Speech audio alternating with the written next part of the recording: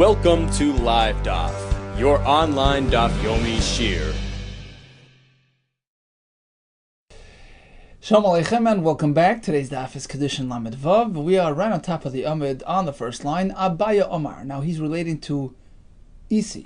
Isi was a Tana who told us that actually there's a fourth item on that list. You see, the Mishnah tells us that generally mitzvahs lo yisase, negative commandments, apply to women as well, but we have three exceptions. And Isi added a fourth to the list, which is karcha, ripping out one's hair upon the death of a loved one. So Torah warns against doing that. We're not meant to express these excessive, desperate signs of anguish. It's not the way we conduct ourselves. So Isi says this restriction only applies to men, not to women. And the question was why? How does he know that? Well, where's the source for that differentiation between men and women in this regard? So Abaye says, look, I'll give you another explanation. In addition to yesterday's, which was based on the fact that the pasuk specifies Bonamatem Hashem Lekechem with respect to this, this Leisase, and Banim is only boys, men, so it's gender related. Abaye says, I have another source for Isi's differentiation between men and women in this regard. Abaye Omar Hainu Taimo de Isi. We have a Gzera Shava. The Gomar Karcha, because it says the word Karcha by the Yisraelim, and it says Karcha by Kayhanim as well. They're both warned against this type of conduct. So we make that connection. Gomar Karcha Karcha b'nei Aharon. Malahalan, just like by Karcha of b'nei Aharon, it's limited to men. Noshim Peturos. How do we know that? Because you see, it's in Parshas Emor, which begins with a reference to Emor ela Kayhanim b'nei Aharon, only the men. And then the pasuk proceeds to discuss being careful from tumas meis, and then goes on to discuss, not doing the karcha, etc. So we're working with the notion that this, pasuk which addresses b'nei Aharon, v'lo b'nei Aharon, is not just specific to the halacha of tumah, which follows immediately, but it's a general reference to the whole parsha. It covers everything discussed in that parsha, even karcha. So bottom line is, malahalo noshim pturos, just like over there, women are exempt. Avka noshim pturos, likewise over here, by the karcha of the Yisraelim, noshim are not included. Okay, so that's Isi's source, to exempt women from the isra of karcha al hameis. Now, just as a side point, and it's very similar to yesterday's sugya, we had Abaye presenting a Gzera Shava based on the notion that B'nei Aharon, mentioned at the beginning of Parshas Emor, is a broad reference to everything in the parsha. We had a kasha on that. It's almost like a off-the tangent here. Then we'll come back on tangent. V'yisviralon, dechiksiv kra bekuli in yanu dechsiv. If it's in fact true, your notion is correct that B'nei Aharon, discussed at the beginning of the parsha, is really a broad reference to everything included in the parsha that follows. Then, if it's Bekuli Yanu Dechsiv, then Nishtei Kram Minei V'Teisei B'Kavachomer. So why do we need Gzera Shava at all to connect Yisrael to Kayhanim, to exempt the women? I have a more simple method, Kavachomer, to teach us the same. V'Ona Amina as follows: Uma Kayhanim, since even Kayhanim, who have higher standards, more is expected of them, they have more obligations. Sheriba Behem Akos of mitzvahs Yiseiros, we have many more mitzvahs that apply to Kohanim than to the general population. And still, these Isurim, by the Kohanim, are limited to only men. B'nei Aharon v'lo b'nei Aharon. Of course, Yisrael, ordinary Yisrael, Lekoshken, of course. That Karcha is limited to men and not women. So why do I even need a Gzera Shava to teach us the same? Answers the Gemara, there's a reason. We love Gzera Shava because if not for the Gzera Shava, specifying that we carry over the formula from the Kayhanim to the Yisraelim, and we exclude the women, Havamina would say, well, Hefseka Inyan. True, the beginning of the parsha, references B'nai Aaron, but maybe it's only a local reference to the halacha that follows immediately afterwards, the Tumah halacha, but not to the other subsequent halachas in that same parsha. But now that we have a Gzera Shava, what's the point of Gzera Shava? To carry over something from there to here, from Kohanim to Yisraelim, which inevitably is a reference to Karcha, because Tumah is not applicable to Yisraelim, they could become Tumah. So that substantiates our notion that in fact B'nai Aaron is a reference to everything in the parsha, and then we carry that over to the Yisraelim, but we have the Gzera Shava, we exempt the women. Well, Hashtanami, Nei Mahefsek Inyan. Well, if that's a possibility to sort of cut off the parsha, then you know what? We can still claim as such that B'nai Aaron only refers to Tumah, but not to other inyanim in the parsha. Well, what about Gzera Shava? The side is coming to teach us something entirely different. It's needed for a different halacha, to teach us the general parameters of the Isra of Karcha, but nothing to do with men or women.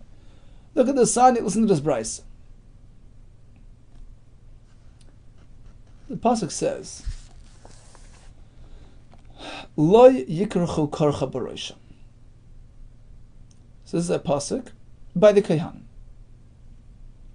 Once it says Lo yikrachu, why do we need that repetition? Lo yikrachu karcha, of course karcha. It's coming to teach us something. Yachal afilu karach arba v'chamish karchais. Suppose a person does, 4 or 5 karchais. One shot. Loy yechayev alachas. Perhaps he's only liable to one lav, to one malchus. Talmud leimar karcha. Lo yikrachu karcha. Singular. Every one is independent. Every one carries its own penalty. L'chayev al kalachas v'achas. Why does the pasuk continue with beroishim? Well, obviously, he's pulling out hair. What do you have to specify in your head? Matam alayma. The answer is like this.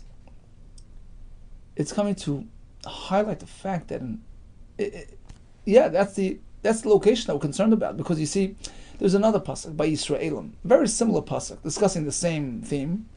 Vishanemar, this is by the Yisraelim. Don't do these things on account of a departed loved one. But it says bein einechem.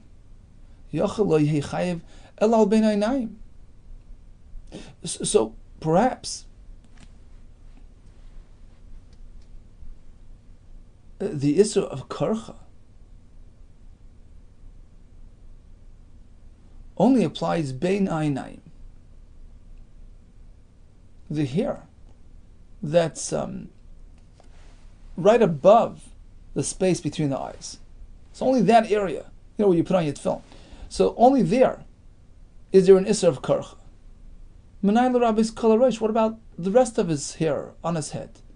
Is that included? Yep. The word beroishim by the Kohanim expands the area, expands the location. L'chayiv al harosh ki bein ha'einayim.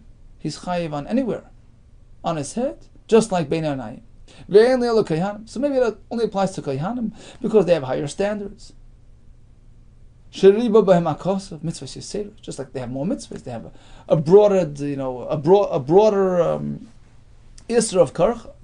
What about Yisraelim? Yisraelim, no. What about an ordinary Yisrael? Karcha throughout the rest of the head. Is that aser? Yes. Through the Gzera Shava. We connect Kohanim to Yisraelim and Yisraelim to Kohanim. Both ways, basically. Nemar kan karcha. V'nemar lahalam karcha. Right? So we have the word karcha in both places.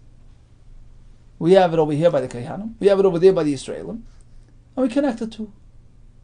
A sort of two-way street. We carry over details from here to there and vice versa. Ma'kan, just like over here, by the Kohanim. We've just concluded that each karcha is a separate chiyuv, chayiv al kol karcha v'karcha. And number 2, it's not limited to the bein ha'einayim area. Rather, it extends throughout the entire roish, v'chayiv al roish ki bein ha'einayim. The same thing by the Yisraelim. Af lahalan, same thing over there, chayiv al kol karcha v'karcha, number 1, and number 2, v'chayiv al roish ki bein ha'einayim. And likewise, we learn from there to here. Uma lahalan al-meis, just like by the Yisraelim. The Isra is specific to a tragic incident of a mace. The pasuk clearly says that, right? It says, Likewise, the Isra by Kehanim only applies when it's done on account of a mace. And that's all based on the Gzera Shava. So perhaps that's the point of the Gzera Shava. Nothing to do with men, with women. Says the Gemara Imkain, because if it's only for this halacha, Nichtav Kra, the pasuk would say, La Yikerchu Kerach B'Rosham. Kerach. My Karcha, why the extra hay? Shamas Maratarti. That's to give us another layer to the Gzera Shava and tell us, well, we're also meant to learn another aspect of this halacha, which is that by the Kehanim it only applies to men, and likewise by the Israelim it's only a men Isra, not women. So again, Isi says Karcha is only for men. How do we know that?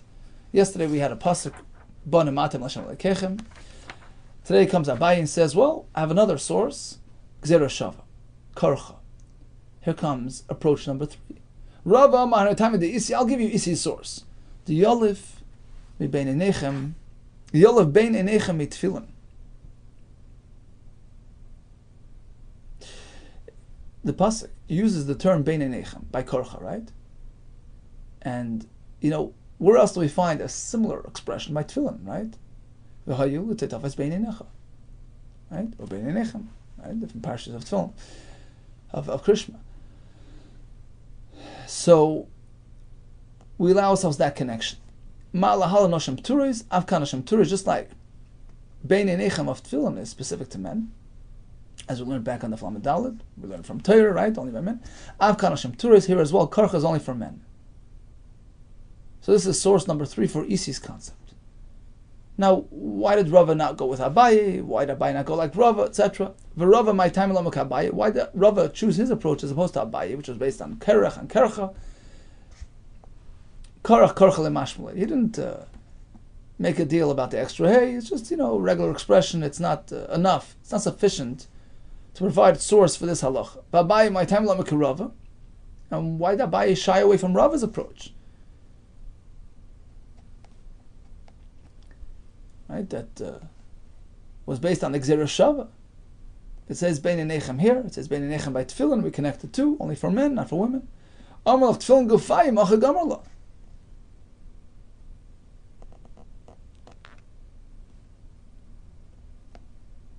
So Rashi explains, Kolaymar, that Gzera Shava Bein Enechem, it's needed for an entirely different concept. Where do we put on Tefillin? For the location of Tefillin. Tefillin says v'hayu l'tetavas bein einechem, square between the eyes. That's how the Tzdukim used to do it, because they took the psukim literally. We don't do that. We put it up on the above the forehead. How do we know that? Guess what?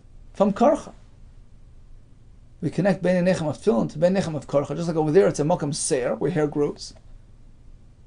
Tefillin is meant to be placed upon your hair, the makam of seir. Right? Just like the word bein enechem. By karcha is a reference to a makam of hair. Afkan, makam anocha, b'gay v'roish, likewise. Tefillin is meant to be placed on the upper part of the head, meaning over the forehead. Not literally between the eyes, rather on the makam where hair grows. And, the pasuk is meant for that. The Gzera Shava is for that. It's location oriented. It's not coming to tell you chiyuv mamturim, which is a totally different realm. Therefore, the Gzera Shava is unavailable to source the halacha of Karch. Now, ubein l'Abaye, ubein l'Rava. According to both of them, who chose different sources, what about the first source, which we had yesterday? Hai bonam atem l'Hashem lekechem. My darshibe. What do they do with that pasuk, which is now available? Because they don't need it to source this halacha. Hami Bailuk, the Sani is coming for a totally different concept to give us some inspiration. No matter when, no matter who we are, we're always Hashem's children, Hashem's dear banim. Look at this, Hani banim atem Hashem lekechem, bezman shatem noyegim minek banim. When we behave like loyal children, atem kurim banim. Torah refers to us as children. Ein atem noyegim minek banim, but otherwise, if we deviate from the right path, ein atem kurim banim. Divrei Rabbi Yehuda, we no longer have that title of banim. Rather, Hashem relates to us like a master to his servants, a totally different, sort of a non-personal relationship. Rabbi Meir disagrees. Rabbi Meir Omer, it's constant. It's non-negotiable. We're Hashem's kids, no matter what, no matter who, no matter when. Ben kach ben kach. Whether we're in line or offline. Atem kruyim banim. Shenemar banim sechalam hem. They're silly kids, but they're still my kids. Another pasuk. Va'imar banim la'iman banim. I can't trust them. They deviate. They're not loyal. Va'imar another pasuk. Even when they're destructive in their behavior. Zeram reim banim ashchis. Another pasuk. Va'imar. Va'yibam chamasha ya'imar lahem la'yami atem. Ya'imar lahem b'nei kilchai. Even if they're behaving so erroneously, they're rejecting me. Chas v'sham. They're doing avodah zarah. Still b'nei kilchai. Now, why this repetition? Why 4 times over? Another pasuk, all pretty much teaching us the same idea. Why the repetition? Each one is coming to add another layer in that absolute bond between us and Hashem. My va'imer. Well, v'chitema, perhaps I would say, sichli hu mikri. B'ni. In the first pasuk, it says, banim sechalam hema. Sechalam is, silliness, right? Lacking intelligence. So, okay. Even if they act silly, they're still, hudemikri b'nei, they're called my sons. But kilesbu him nusai, what if they actually, they're not to be trusted. They don't conform. They're not doing things they shouldn't be doing. That's perhaps worse off. Perhaps in that case, they're not called sons. Tashma, here comes the next pasuk. Even then, even if they're not to be trusted, they're off the track. Still, they're my sons. Perhaps you'll say, okay, it's still not as bad as avodah zarah. They're who the mikri bana. But let's say they actually serve idols. They lose their titles. They're no longer considered banim. Comes the next pasuk. Tashma va'imar zera b'neim banim ashchisim, and Rashi brings that hashchasa as a reference to avodah zarah, and still we retain our title. We're still Hashem's sons, Hashem's children. Perhaps you'll say, still banim ashchisim hu de mikru. They're called banim ashchisim. What a title! But b'nei ma'alya lo mikru.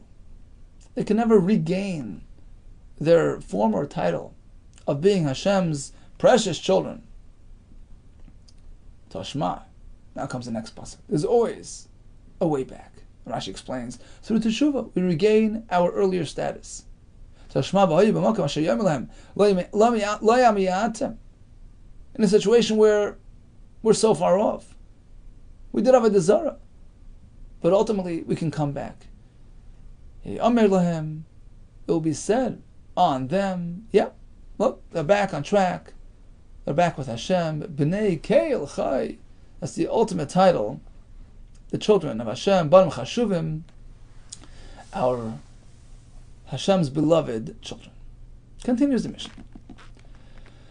We have some other activities which are specific to men and not to nashim. Specifically, carbon-related activities. Hasmichos. The owner of a carbon will place his hands and lean his body on his carbon, makes it personal. It represents him on the mizbeach, so to speak. That's only for men.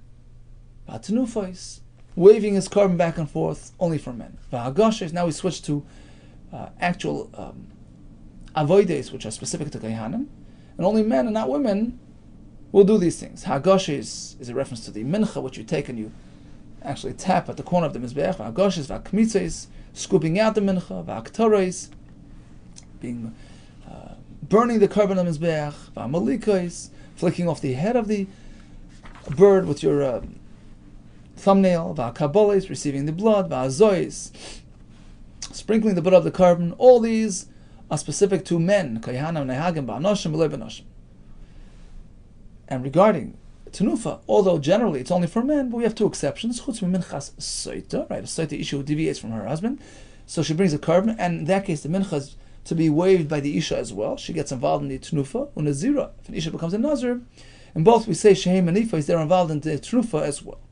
Now we have the sources for all these psukim, all these activities which are specific to men. By the way, before we continue, we have a kasha from Tosfos.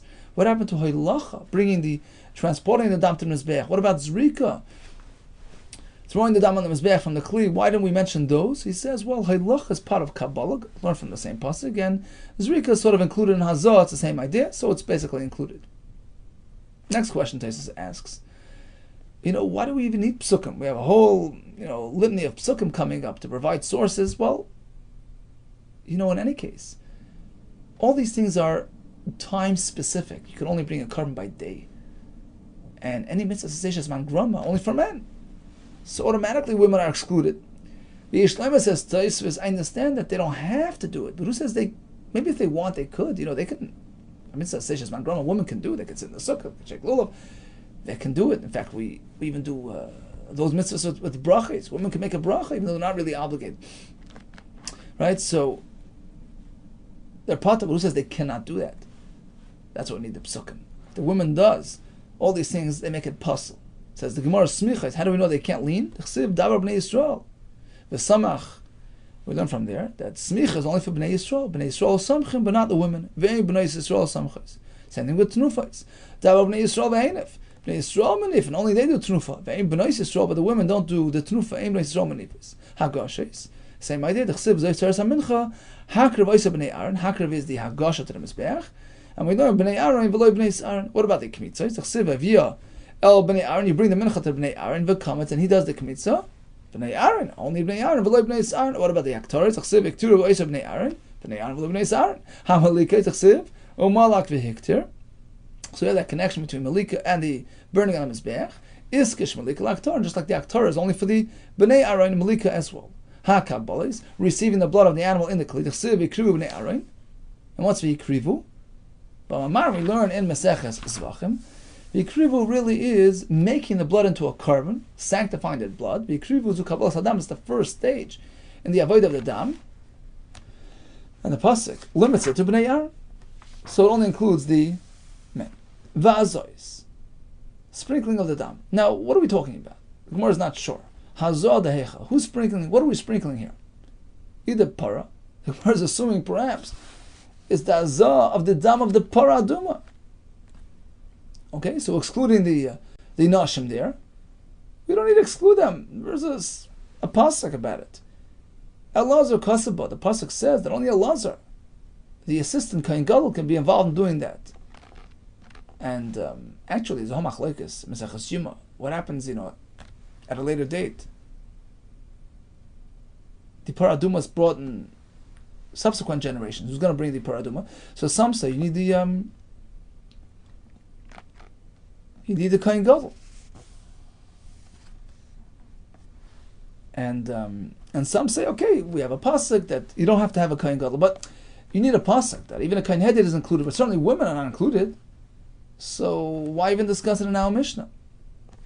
There's no chiddush that women cannot do that.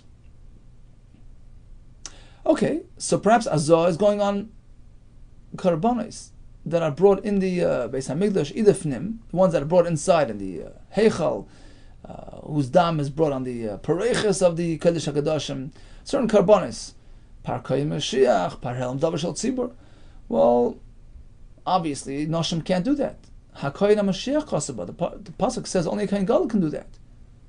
Of course, Noshim are excluded. Ella Hazah de Ben Oif. Oh, we're speaking about doing the azah of the blood of a chatos bird. And how do we know women are excluded? The asir b'kavachomer ben soim. It's by way of a kavachomer from the zrika of the dam of a ben soim, of an animal, of an oilas behema, which will teach us that women cannot do hazah even of a bird. How's that kavachomer? Uma ben soim. Look, by a animal carbon, who can do the shechita? You don't need a kohen. Even Yisrael can do it. So it has that leniency. And still, when it comes to the zrika of the dam, you need a kohen. Kavalei kohen, laza asay. Right? So despite the fact that it doesn't need a kohen for shechita, it needs a kohen for the zrika, like we learned before, right? You need the kohen for the zrika. Certainly the ben oif, the bird, shekavalei kohen milkasay. The Torah squarely specifies that only a kohen can do the malika. Of course, ein adin, that only a kohen can do the hazah. So that's in general. And Tenufa as well is only for men. Except Chutz Mincha, Soita, Nazir, we have two exceptions where women do the Tenufa. How do we know that? Amalei Rabbi Lezer. So Rabbi Lezer turned to Rav Yesha the Dari, his colleague of his generation. So there were two Rav Yashis, Rashi says, one of an earlier generation, and this is the local Rav Yashia. Lo yiteisav al karach. Please don't sit down. Ada amrs li lashmayit until you explain to me the halacha. I need the source for the following halacha. Menai lemincha soite shetuna tenufa. How do we know that a mincha brought by a soite needs to be weighed back and forth? Minol, what do you mean minolan? We go for ksiv. The pasuk clearly says so. Beheiniv es hamincha. No, that wasn't the question. I know it needs tenufa, but who? Who's going to make the tenufa? El tenufa bebal minol. How do we know the owner? In this case, the isha is the owner. That she herself does the tenufa, something which is unusual. The isha will do tenufa. So Biyashi says, I have an answer. Tenufa bebal minolan asi yad mishlomim. But we have a gzera shava from shlomim. Ksiv ha'chav lokach kain yad isha. That's by Mincha Soita, it says Yada Isha. Ksiv ha'asam by the Shlomim, it says Yadav Tevi'ena. That the owner, the hands of the owner, is involved in the Tnufa. So we connect the two. Ma'akam Koyin, Avlahalan Koyin. Just like over here by the Soita, the Koyin is involved. We just said so. Lokach HaKoyin Yada Isha. So the Tnufa of the Shlomim must be performed by the Koyin as well. And on the flip side, we say Ma'alahalan Balan, Afkan Balan, just like by the Shlomim, the owner is involved. There's Yadav to Vienna. Here as well, by the Tnufa of the Saita, the owner, the Isha, is involved. So basically, it's a joint effort between the owner and the Kohen. Okay, that has this work. They make a joint Tnufa, a combined Tnufa. Okay, that Kohen Maniach Machnes Yoditachas Yad Bal Momenev. So the Shlomim or the Saita is held by the owner, and the Kohen comes and slips his hands beneath. And they both wave it up and down, back and forth. Ashkechan Soita, that proves Soita. Nazira Manol, what about a carbon that a Nazira brings? How do we know that she's involved in the Tenufa? Asya Kaf Kaf Mi Soita. We have another Gzera Shava, because by Soita it says V'nasan al Kapeha, her palm. And by Nazir it says V'nasan al Kapia Nazir. We connect the two words, and we say just like by Soita, the Isha is involved in Tenufa, by the Nazira as well. So in summation, generally, Nashim are included in all mitzvahs leisaseh. We have some exceptions. 3 mentioned in the Mishnah, and Isi added a 4th. The Isra of lo yikrachol korcha for a mace, ripping out one's hair, chas v'shalom in a time of tragedy. It's only for men, not for women. We have 3 sources. Bonam atem l'shem lekechem. Abai is gzera shava. Rav is gzera shava. We explained why each one preferred his approach. And we concluded with an interesting, beautiful brisa, inspiring us and warming us up to Hashem, despite our misgivings and our misdeeds. We have another Mishnah with a long list of activities that are specific to men, not to women. And Tenufa is mentioned amongst them. But there we have an exception, by Minchas Soita, Minchas Nazira, where the Isha is involved. All the best to you, and Hatzlacha Rabbah.